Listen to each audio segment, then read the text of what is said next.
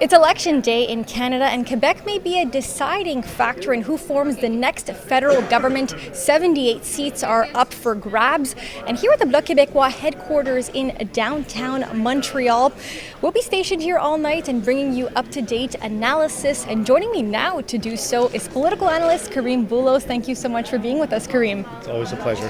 Karim, it's been an interesting campaign. The leaders made quite a few stops here in Quebec. Will that make all the difference tonight? And will the Liberals make the gains that they're expected to here in the province? Well, it's been a two-horse race for the last few months, leading up to the campaign dates. So it's really between the Conservatives and the Liberals. The Bloc is fighting for its relevance, for its maintaining what it had after the last election. And, of course, the NDP is trying to justify its existence as well under Jagmeet Singh. So Quebec becomes a pivotal area to ensure that the next government actually has nationwide support. So right now I think the Liberals have a big job ahead under Mr. Carney, because under Mr. Trudeau, the support for the Liberals in Quebec was at an all-time low. So Mr. Carney needs to do a lot of work, and it's expected that Montreal will swing some seats back towards the Liberal Party. As for the Conservatives, I think they're targeting the Quebec City area, try to take over some of the bloc seats that were won in the last election, and of course the regional vote, which has always traditionally been leaning Conservative, but has struggled over the last few years under former leadership at the Conservative level. Who stands to lose the most in this election? Well, I think Jagmeet Singh has to justify why he's still leader of the party. If the NDP doesn't have a solid showing out in BC, Maritimes and so on, it's going to be probably the end of his leadership. The Bloc Québécois needs to demonstrate that they're still relevant to Quebecers. Is it still the party that is best suited to represent Quebec in Ottawa when they don't really have a voice other than one of opposition? Mr. Blanchet said he doesn't want to be Prime Minister. So it's kind of a bit of a catch-22. Then why are you running federally? So I think there's justification there. And of course we can't ignore the 800-pound gorilla with Mr. Trump south of the border.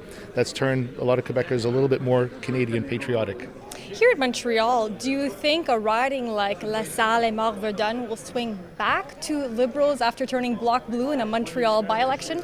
It could, because it was a vote against Mr. Trudeau at that time, because Mr. Lametti was the outgoing minister, a minister of justice no less, and it was more of a message to the Liberal powers that be. So it is very possible rather than likely, that it could swing back to Liberal, because it's easy in a by-election to send a message and say, look, you're not doing what we need you to do, and this is a warning shot.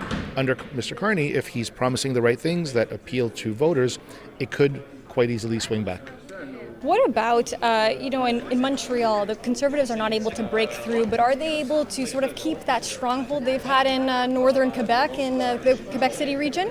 I think they should be able to hold on to it. It all really depends on how the leaders are perceived by the voters, because at the end of the day, it's the leader that carries each of the candidates. One interesting riding to watch will be Hampstead. And Mr. Oberman has run a very solid campaign against Anthony Housefather, so that'll be very interesting to see how that plays out. It could potentially swing Conservative. And the NDP is expected to hold on to their one seat in Montreal with Alexandre Boulris, so no surprises there? He's expected to hold on, but again, you want to make sure that you are still the party that is representing the interests of the constituents, and Mr. Boulris will have been questioned on that. And I think that his seat is not necessarily guaranteed. Thanks, Karim. Stay with us. We'll have continuing coverage throughout the night on City News. As of 7 p.m., we'll be broadcasting from coast to coast to bring you election results as the night unfolds. And polls close at 9:30 p.m. And later on, you'll hear from the leaders themselves.